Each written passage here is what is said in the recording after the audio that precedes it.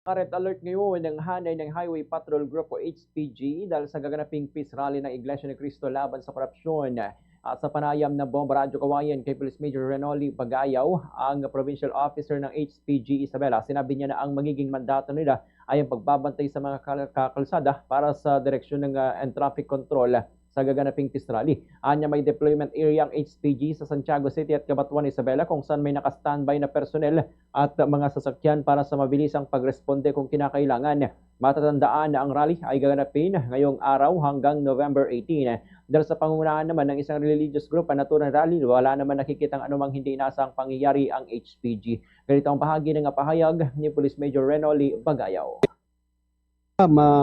In general naman, dahil ito ay isang rally ng isang religious group ng Iglesia ni Cristo, ay may tuturing namin ito na peaceful talaga, ma'am, dahil isang religious group naman itong magdadaos ng rally na ito, ay lubos kaming umaasa na wala namang mangyayaring ibang kaganapan, ma'am. So ang part lang ng Highway Patrol ay magbigay ng traffic direction and control at magbantay sa kaayusan ng ating